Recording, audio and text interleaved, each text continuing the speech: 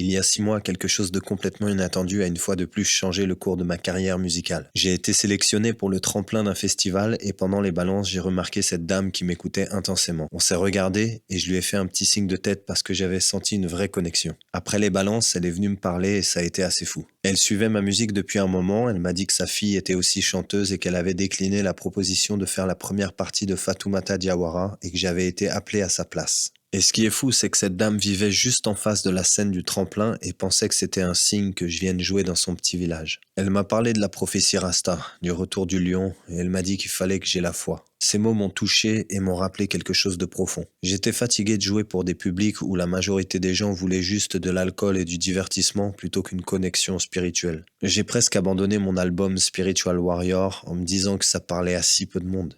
Mais son message m'a fait réaliser que je recherchais encore la reconnaissance au lieu d'écouter ce qui vibrait vraiment au fond de moi. L'album a été très difficile à compléter, mais j'ai persévéré et je suis allé jusqu'au bout. Maintenant, j'ai décidé de ne plus courir après quoi que ce soit et de me concentrer sur la création de sons qui contribuent à élever la conscience. Ce n'est pas à propos de l'ego ou d'une pseudo-gloire personnelle, mais de me souvenir que la musique m'avait sauvé. Parfois, une seule rencontre te rappelle pourquoi t'avais commencé au départ.